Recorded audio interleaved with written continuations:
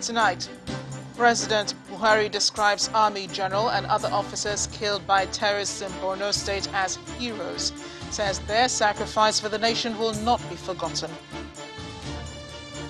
The academia places responsibility for tackling security challenges on the federal government, blaming proliferation of arms and porous borders for the accelerated trend. Justice Minister Abubakar Malami again denies knowing suspects in siege on Justice Mary Odili's home in Abuja, as River State Governor Nyesom Wike says he will defend the Odilis against detractors.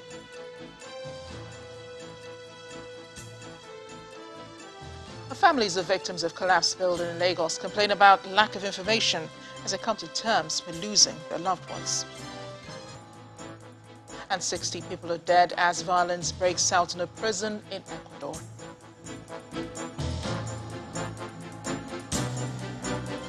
President Muhammadu Buhari has expressed his sadness over the demise of Brigadier General Zama Zekusu and 3 soldiers who paid the supreme price while repelling an attack by ISWAP terrorists on Askira Uba in Borno State. A statement by the presidential spokesperson, Garba Shehu, quotes the president as saying, "Nigeria has lost brave soldiers. I salute their courage. May their souls rest in peace. General Zekusu leaves us sad and devastated. The soldier in him will remain immortal." The president urged the Chief of Army Staff, Lieutenant General Farouk Yahaya, to accept his heartfelt condolences and that of the nation, and convey same to the members of the families of those martyred. Askira Uba local government area, which shares border with Chibok of the famed schoolgirls abduction, has been repeatedly attacked in recent times, but Saturday's attack is said to be the fiercest.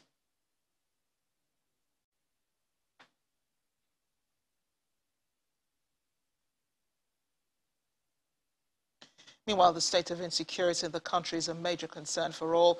Some university professors are asking the federal government to be proactive and ingenious in designing new techniques that would help to combat insurgency, banditry and kidnapping at all levels.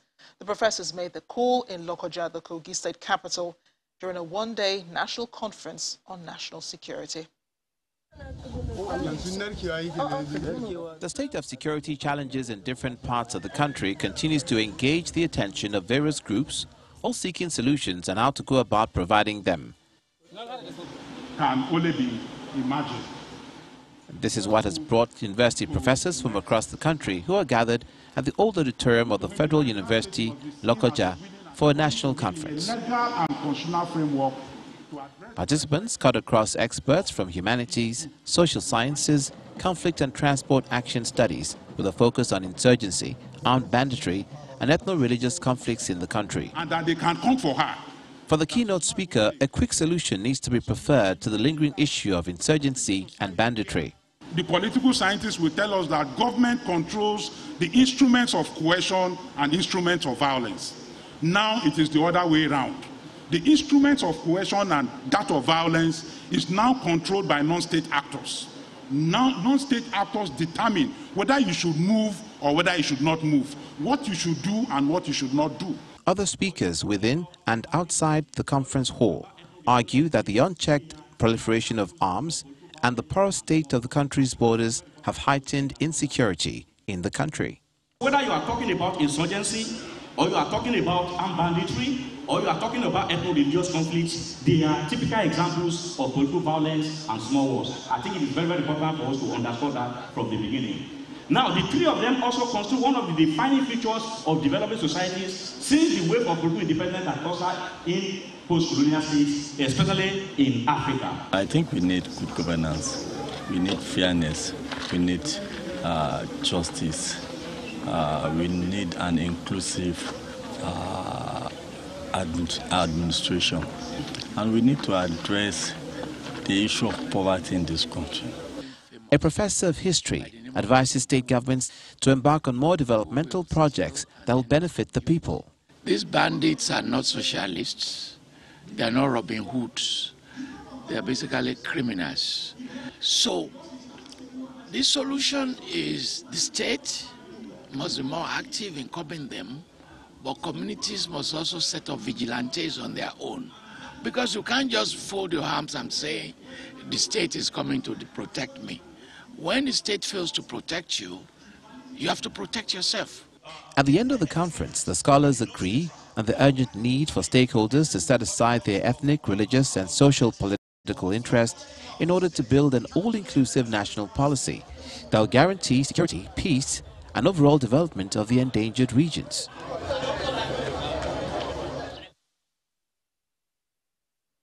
Now, wrestled conflict-affected people of Baga town in Borno State are decrying the loss of livelihoods and inability to eke out a living for themselves as normalcy is yet to be restored to their hometowns. Baga, located in Kukawa local government area of Borno State, is predominantly a fishing town, and a year after the return of the local people, fishing is yet to begin as markets and roads are still locked following the Boko Haram insurgency. This is Baga, one of the towns in Borno State where Governor Babagana Zulum was attacked last year as he prepared for the return of displaced villagers. Baga, Cross Kawa and Dorun Baga, all a few kilometers apart from each other, are the villages in Kukawa local government area of Borno State closest to the Lake Chad.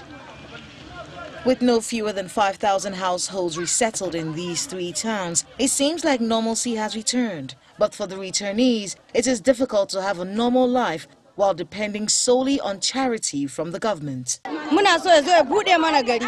In ya bude mana gari da Allah muka dogara. Bude garinmu yafi a ba mu dukiya. Muna so a bude mana garinmu gaba daya cari a dinga kama kifi. A hanya a bude mana kawai mu dinga shiga muna fita da ƴaƴanmu.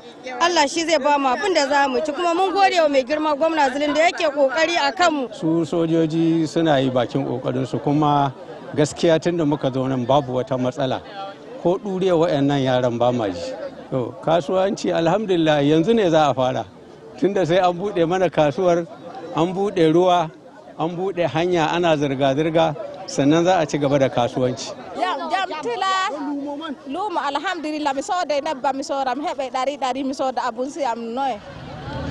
The cattle market is back and so are the schools, but safe spaces for fishing and farming are still absent. This is now the task before the military, has been advocated by the State Resettlement Committee. Activities on a very light scale as a result of the insecurity that have bedeviled the area for a very long period of time. Now we have met with those concerned as regards security to map out a strategy of embarking on a clearance operation of the waterways so that the full-scale fishing activities would commence soon. The Borno State government routinely supports resettled internally displaced persons with food items to complement whatever resources they make remotely. However, until the people of Baga can access the Lake Chad and their distant farmlands to eke out a living for themselves, their resettlement would not translate to a normal life as they remain dependent on charity from the government. Staying with security, 13 fighter jet pilots have been trained to man the newly acquired air assets of the Nigeria Air Force.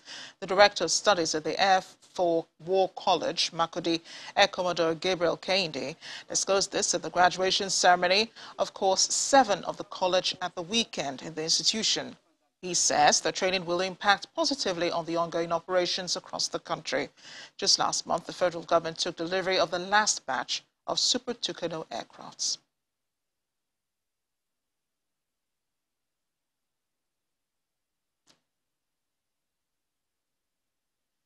Meanwhile, the recent attack on a train along the Abuja-Kaduna route has increased fear of insecurity among passengers, while some are seeking an alternative. Passengers who patronize the Idu railway station in the nation's capital are asking the government to provide more security on the trains. In this special report, our correspondent Emperor Simon examines how insecurity is threatening the Abuja-Kaduna train service. Once considered safe, the Abuja-Kaduna train service is now under security threat. The Abuja-Kaduna rail line, which is 186 kilometers long, is one of the first standard gauge railway modernization projects undertaken in Nigeria and it connects the Federal Capital Territory, Abuja, with Kaduna State. But there have been growing concern of security breach on the rail line. On Wednesday, 20th October 2021 at about 8 p.m., an explosive reportedly planted by bandits detonated on a rail track between Dutse and Rijana towns in Kaduna State, forcing to an abrupt halt a passenger train heading to Kaduna from Abuja. Suddenly, the train started moving slowly and then it came to abrupt stop. And from there, we've not had anything from the officials until after 4 hours. The Minister of Transportation, Mr. Rotimi Amechi, during a visit to the scene of the incident, however, confirms there was an attack on the train due to security breach, but says measures are being taken to forestall future occurrence. The data process will let you know at any particular point in time there's a breach of security or anything, and you respond even before the train will come, or stop the train from going. And it will be end-to-end, from Kaduna to Abuja. You can see all that. According to security experts, the threats to the Abuja-Kaduna train service have some semblance of terrorism and banditry. We knew of that vulnerability of bandits. The second vulnerability that we picked up not too long ago was terrorists that were moving from the northeast into some parts of that location. So clearly, the train service, including its track, could be a target. Each passenger train on the Abuja-Kaduna train service is designed to carry up to 5,000 commuters per day. But with the latest development, there are fears the number may have dropped as some commuters are shifting attention to motor parks. We find out that, okay, even the train can be attacked. So it will be a factor. It will discourage many people. But there are some who still prefer to travel by rail, though they want the government to address the security challenges. The country all over is not safe, so I feel more safe with the train than using the road. The government should just put more security inside the train and outside too. We need to dominate the forested space. We need to make sure that we drive out, arrest and prosecute those threat actors. That hasn't been done yet. At a briefing in Abuja, the Nigerian military promises support for the security patrol on the rail line. The NAV helicopters are currently on patrol at Abuja-Kaduna railway lines to protect the passengers and the rail tracks. While efforts to boost the security on the Abuja-Kaduna rail line is on, the socio-economic impact of insecurity on the service can only be imagined, making it imperative for government to put in more action than words in restoring the confidence of commuters. Emperor Simon, Channels Television News. In part two, after the break, families of victims of collapsed building in Lagos complain about lack of information as they come to terms with losing their loved ones. Stay with us.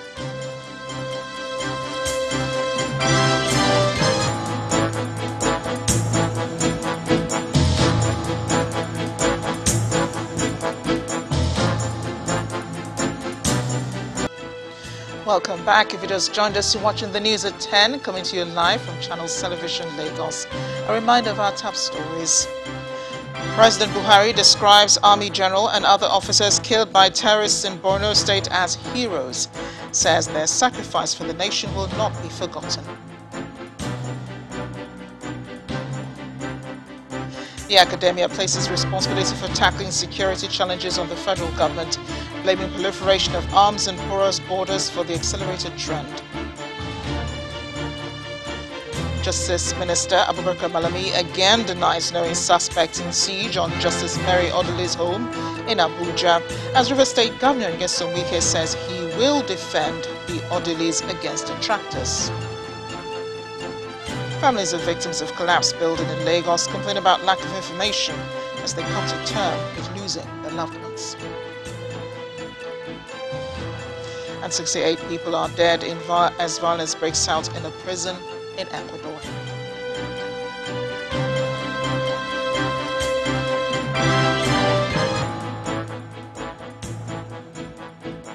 We continue with security. At least 11 kidnapped victims abducted in the last 2 days at Sabongari Safana village in Safana local government area of Katsina State have finally regained their freedom.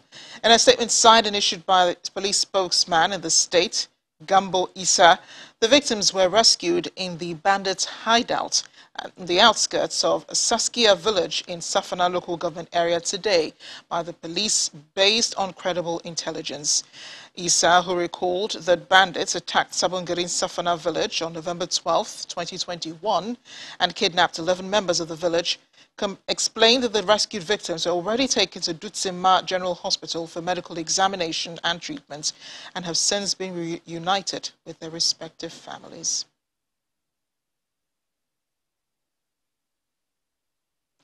Away from security issues, River State Governor Nyesom Wike says his administration will stop at nothing to defend the former governor of the state, Dr. Peter Odili, and members of the family, no matter the cost. Dr. Odili was the governor of River State from 1999 to 2007, while his wife, Mary, a Supreme Court justice, is at the center of a controversial siege on her Abuja home in October. Governor Wike, who was speaking during a Thanksgiving service in Emoha local government area of River State, says Dr. Odili deserves all the support from his administration because he speaks truth to power and encourages political inclusiveness in River State. No politician today that is great in this state, whether you're in the other party or in this party, that didn't pass through Dr. Peter. That's not one. Whether you're a minister, whether you're a governor, whether you're a speaker, whatever, everybody came through him. Whether you're a chairman of council, all of us. So whichever way you look at it, the foundation was laid by him. God used him to lay the foundation. Nobody can run away from it. Even if Koreman becoming governor first, he laid the foundation. He stood firm.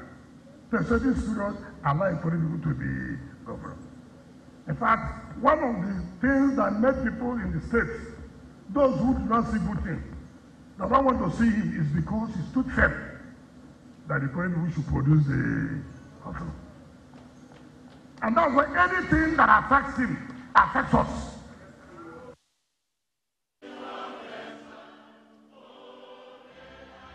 Meanwhile, the governor used the occasion to address some issues surrounding the recent convention of the People's Democratic Party. If God wants something to happen in ways that people do not understand, it will happen. And when your hands are clean, when God believes that this is where you are heading to, this is where He is carrying you to, no one can stop it.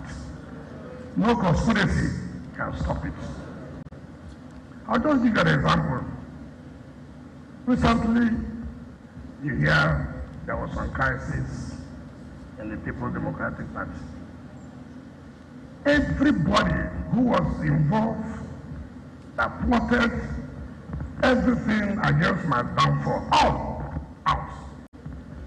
Everyone that slept, that went to a meeting, how they are going to bring me down, not one survived, not one. Staying with the issue, the Attorney General and Minister of Justice, Abubakar Malami, has maintained he has no formal or informal engagements with the Justice Mary Odili home siege suspect who claims he consults for the AGF's office. During our show, Sunday Politics, the AGF questioned the integrity of the suspect and demanded evidence of proof of any engagement with his office.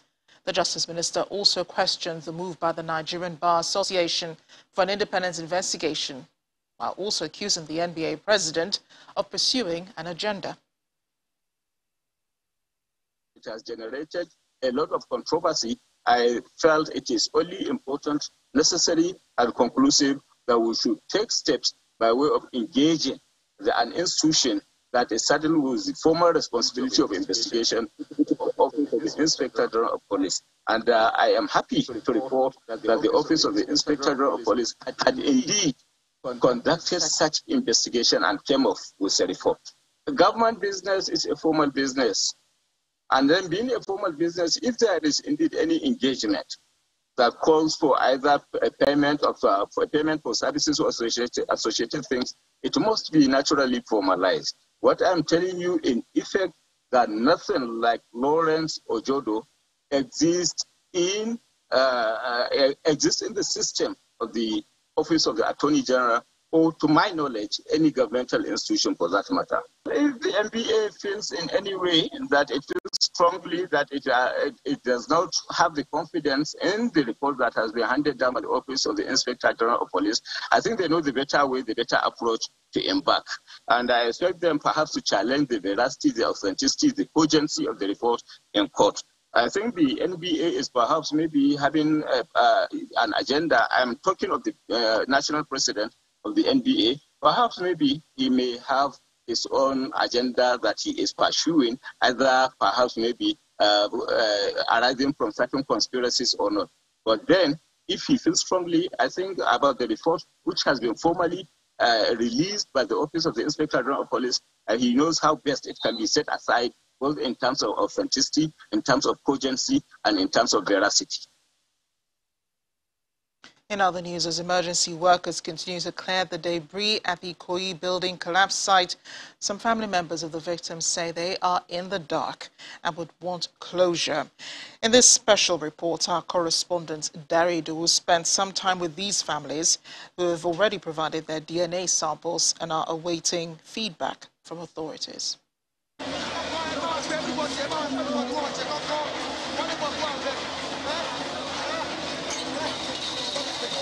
From the early visuals at the building collapse scene in Ikoyi, it is safe to say it's a major disaster.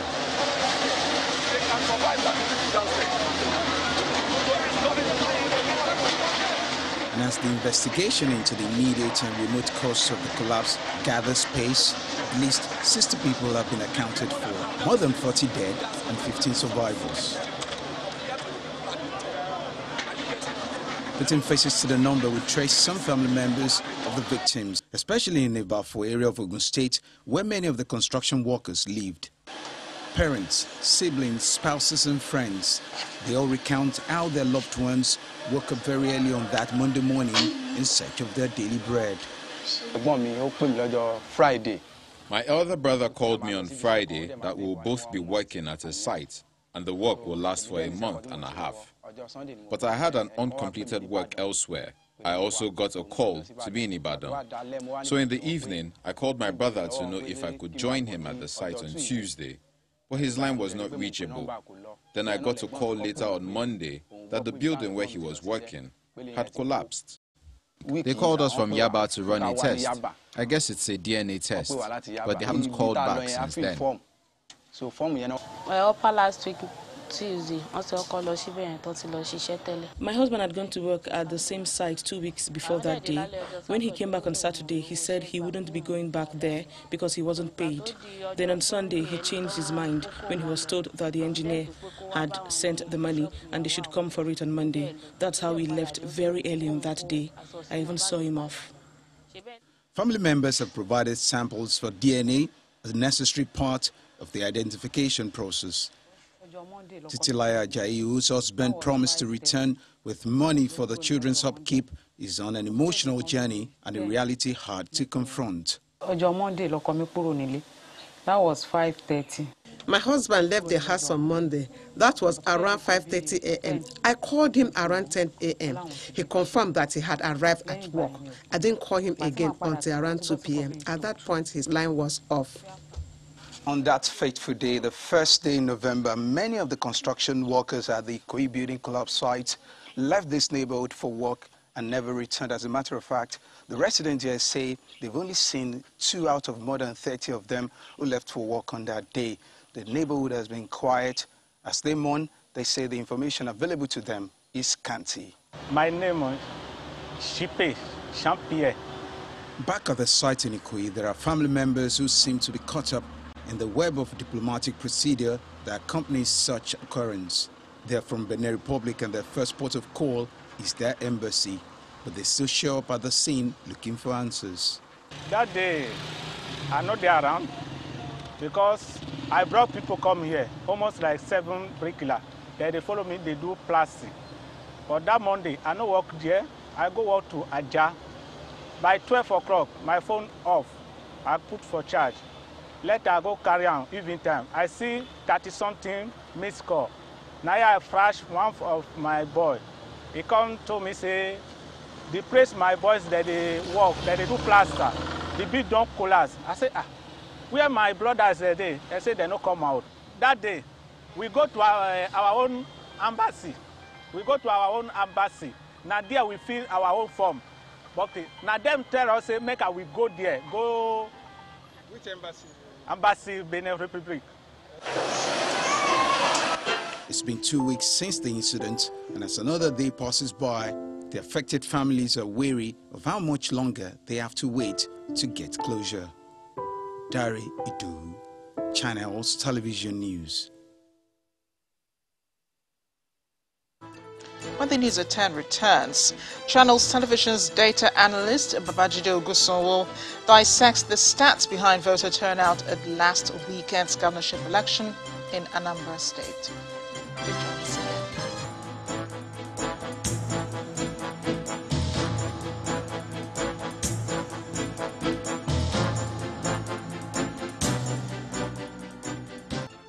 Welcome back to the News at 10.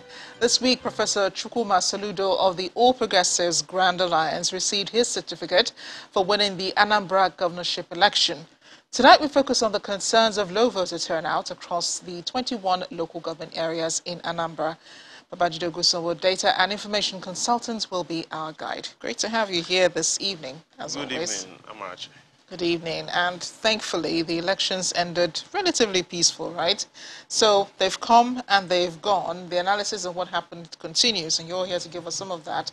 How then will you analyze the turnout during the election? Was the low turnout expected? It depends on how you want to look at it, Amarachi. Today, what Nigerians are really talking about, 3 things regarding the Anambra election. Why was the voter turnout low? What does the future voter turnout for Osun and Ekiti State look like? And finally, how can we improve voter turnout? And those are the 3 things we quickly need to focus on tonight. Let's start with why was the voter turnout low? And there's an art and science towards it. 3 reasons why voter turnout was low. It started from 2019 presidential election. In Anambra State, the APC, the sitting president then, scored its lowest turnout. Only 5.5% of the total votes cast in Anambra went to the APC, relative to a 77% voter turnout that the president got in Kano State. In other words, Anambra State, since 2019, maybe even before, has been anti-government, anti-status quo, anti-the APC. That has been the fact. Only 5.5% of the total votes cast during the presidential election in 2019 went to the president, went to the sitting government. The second is, Anambra State is the second smallest state in the southern region of the country. Only 1,870 square miles going by the evidence from the National Bureau of Statistics. In other words, population density is high. Families are very close. So when one family takes a decision, it's easy for that information to get to the second family, and those decisions that they make often stay together. Those first two reasons that I've given you explain the art, the background from 2019, and the small size of the state. Now let's talk about the science, voter turnout. What exactly happened? And if we take a look at the voter turnout in Anambra State, especially across the 3 senatorial districts, here's what the facts show. The facts in front of us clearly points out to, looking at what happened in Anambra Central, we've seen that voter turnout was 17% in Njoka, which had the highest voter turnout in the central region. If we move to Anambra North, we see that Anambra East voter turnout 15%, in Ogbaru was 5%, and Ogbaru had the highest number of registered voters. If we look at what happened in Anambra South, Aguata voter turnout of only 14%, Yala voter turnout of only 8%. The summary of these Anambra elections shows that the highest voter turnout was 17% across all the 21 local governments, and we had voter turnout of as low as 8%. In each senatorial district, voter turnout was low. Across all the local governments, voter turnout was low. And that is exactly what happened. Why was voter turnout low? We've talked about the background, we've talked about the arts, and we've talked about fear. People's fear on what will happen. Yeah, and you know there are 2 more elections coming up next year, Ikiti and Oshun. Is the Anambra election a precursor to what to expect then? Not just the Anambra election, Amarachi, and I'd like you to listen carefully to this. Since 2019, we've seen some trends in voter turnout. And if we take a look at the governorship elections that INEC has conducted since 2019, we'll see that voter turnout has been showing signs of declining. Here are the facts. In 2019, we saw governorship elections, Kogi, Bayelsa. Even though voter turnout was low, it was still good relative to what we've seen in other years. Kogi, Bayelsa, 39%, 56% voter turnout respectively. Edo, Ondo State, 25 and 33% voter turnout. And in Anambra, we've seen a 10% voter turnout. So if you look at even how the years have gone, as the years have moved by, citizens are less inclined to come out to vote. And that is the trend that needs to be reversed. We've seen 2019 voter turnout, Kogi, Bayelsa got worse in Edo and Ondo last year. And we've seen Anambra even significantly worse than the other 4 elections, governorship elections that INEC has conducted. Yeah, and this affects the outcome of the election, doesn't it? So which government agency is responsible for sensitizing voters to go out and so cast first, their ballots? We have to ask ourselves, what is the incentive for people to vote? And that is the first question government agencies need to ask themselves. There's some Nigerians that, yes, rightly, they're self-motivated to participate in elections. But what happens to those that are not self-motivated? We need to give them incentives, and that is where the Ministry of Information comes in. That is when the government even comes in. The executive government needs to fulfill promises it makes, and people also have to believe their vote counts. But in the future, we also need to understand that voter turnout, there's the next level, and that is adult participation. So in the Anambra governorship election, we've seen that only 10% of those that were registered to vote did vote. Yeah. But what about those adults that should vote? We see that adult voter turnout was relatively low. Babajide, thank you again for breaking it down for us tonight. I love these conversations we have every Sunday. Pleasure's all mine, Amarachi. Thanks for coming. In other news, Nigeria needs to go back to the negotiated constitution that led to its independence as basis for further action in order to grow to the benefit of all its citizens. A view of elder statesman and Secretary General of the National Democratic Coalition, NADECO, Mr. Ayo Okpadokun. He told Channel Television's Ladi Akeredolale on our current affairs program Newsnight that those who claim that restructuring the country could lead to disunity are beneficiaries of the current situation, which in his view isn't working. He described the 1999 constitution, which is currently being used as a product of a clique within the military and not the people. The idea of imagining that election solves all problems is really turning logic upside down. In the circumstance that we are in, election will not solve the Nigerian crisis. People like us believe that what you regard today as constitution is a forgery. It remains a forgery. That constitution claims in its preamble that we the people, and all of us are aware except the makers. They know that it was not Nigerian that made it. It was made by a caucus of the military. And even those who contested the election never knew the content of the constitution that would guide them in office until they were sworn in before that constitution promulgated, and it was brought into existence by Decree 24 of 1999. So people like us regard all institutions emanating from such a constitution as illegality up to tomorrow. So that's why we don't have any confidence in it. Our insistence is that we must go back to the federal constitutional arrangement upon which Nigeria secured its independence. Our ethnic nationalities have been campaigning vigorously for that.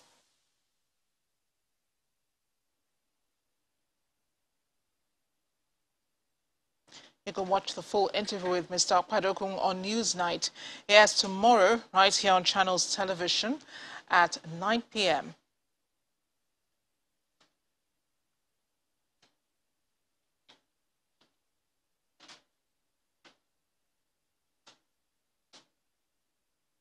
The Adamawa State government is promising to increase empowerment programs for young and vulnerable people in the state. The State Commissioner for Entrepreneurship Development, Mr. Leah James, made the promise at the flag-off of the ICT training for 1,000 graduates in Yola, the state capital. These graduates of tertiary institutions are here to commence a 2-week intensive training on information and communication technology. They are selected from 21 local government areas of Adamawa State. The training is organized by the Poverty Alleviation and Wealth Creation Agency of the Adamawa State government to empower young people in the state to be self-sufficient and ultimately combat poverty. The world is a global village, and now businesses are online. We want to equip our graduates, youth and women with the digital technology for them to run businesses, to support our indigenous businesses in running their business at the comfort of their room, to be able to move forward and be at the pace with any other state in the country and the world at large. The state government believes the training is timely as it reflects the current global direction in digital technology. We pray at the end of this exercise, you will be much groomed in terms of ICT, and you will be fit into the global world so that you will compete with other ICT educators throughout the world. Over 10,000 women and youths have received training in various skills from the agency.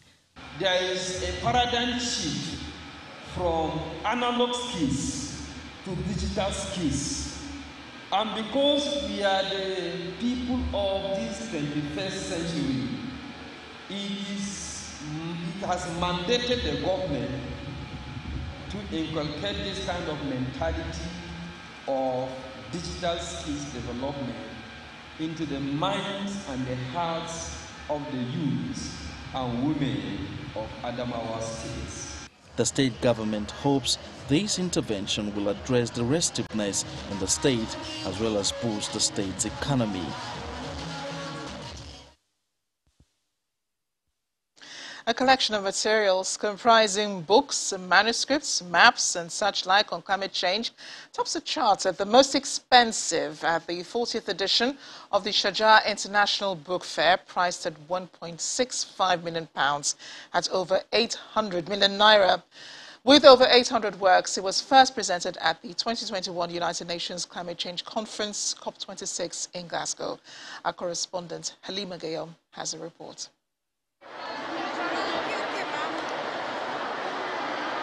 Pictures of the replica of 4 of the 7 wonders of the world of books rest on the wall at the 40th Sharjah International Book Fair. The world's most expensive book, Codes Leicester by Leonardo da Vinci, the most important scientific book in mankind's history, The Revolutionibus, most important European book about the Arabic culture, written 2 centuries ago, and the most mysterious. Being placed at one place for the first time and being part of the many literary rarities here doesn't make them stand out. The prominence of this collection with over 800 works outshines them all as it sounds the alarm of climate change 100 seconds to midnight. The light of the shelf beams on it as it lies, awaiting 1.6 million pounds, over 800 million in Naira, for its worthiness to be explored. It's an assemblage of first edition works, signed copies, original bindings, and iconic visual materials from renowned scientists, with some from Eunice Newton-Foote, on the heating effect of carbon dioxide. It makes the most expensive at the fair this year, with over 500 years of knowledge enclosed in it. Is it too pricey for a book whose need is now, when climate change feels more real than ever? Not necessarily. It's about finding the kind of institution that wants to take in such a specialised collection, and whether they have if they want to become sort of a centre of excellence for climate change. In the two antiquarian stores, more rare books are behind the glasses. Karl Marx's Le Capital, Charles Darwin's Origin of Species, Shakespeare's Comedy of Play. But none of them takes the shine of this collection in price nor momentousness, not even when everything you need to ace science is in one big fat book. Discoveries as far as 1485 on the journey to climate change spread on the pages of these may come in handy at this time when discussions on the way forward is overtaking the stage. From the Sharjah International Book Fair at the Emirate of Sharjah, the United Arab Emirates, Halima Gayam, Channels Television News. Staying on the foreign scene, at least 5 protesters were killed on Saturday during mass demonstrations in the Sudanese capital of Khartoum and in other cities, according to the health ministry, which dissolved Sudanese government. Khartoum and other cities on Saturday witnessed huge demonstrations protesting measures recently adopted by the Sudanese army commander, including dissolving the government and appointing a new sovereign council. The protesters raised banners rejecting the measures taken by the general commander of the Sudanese Armed Forces, Abdel Fattah al-Burhan, calling for civilian rule and demanding the restoration of the government of Prime Minister Abdullah Hamdok. The Sudanese police say the demonstrations were of peaceful nature but quickly deviated from their course.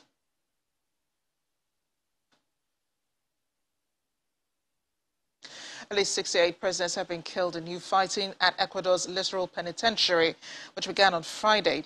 Police tactical units who entered the prison buildings found guns, explosives and blades. And officials say they have regained control of the jail. The penitentiary, located in the southern city of Guayaquil, is in the same prison where 119 inmates were killed in late September in the country's worst ever incident of prison violence. The government has blamed disputes between drug trafficking gangs for control of prisons for the violence. Dozens were gathered outside the prison waiting for news of loved ones who many said they'd not heard from since Friday. Relatives of inmates have said President Guillermo Lasso must do more to help the poor. Ecuador's prison system has come under harsh spotlight in recent years for overcrowding, poor sanitary conditions and organized crime. President Lasso in September declared a 60-day state of emergency in the prison system, which freed up government funding and allowed for military assistance in control of the prisons. The latest disturbance was set off by a power vacuum following a gang leader's release. Governor of Guayas province, Pablo Arosamena, there's been a wave of disturbances in the South American country's prisons, which house some 39,000 detainees. Since the December 2020 killing of Rasquina, the leader of the Los Choneros gang, months after he was released from prison. His death left a power vacuum, officials said at the time, as less well-known gangs attempted to take control of the country's prisons. Gang rivalries are connected to competition for drug trafficking alliances with international cartels. Officials say a February incident which killed 79 detainees was a response to Rasquina's death. Another 22 people died in a July riot. Some of those killed in the September violence at Penitenciaria del Littoral were decapitated or burned. A total of 11 people were found hung in the penitentiary in October, which authorities have said may have been suicides.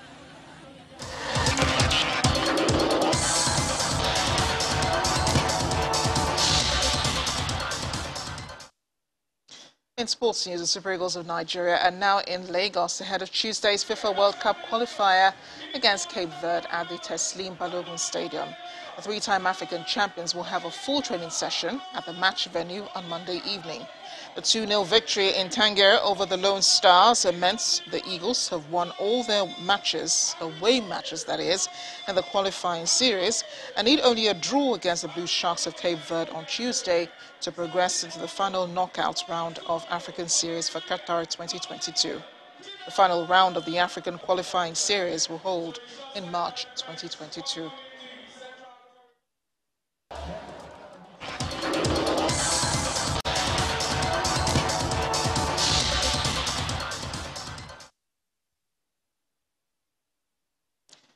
And the main news again. President Buhari today described Army General Zama Zekusu and other officers killed by terrorists in Borno State as heroes, says their sacrifice for the nation will not be forgotten. The president added that they showed a rare display of gallantry as they tried to help their compatriots in the war against terrorists.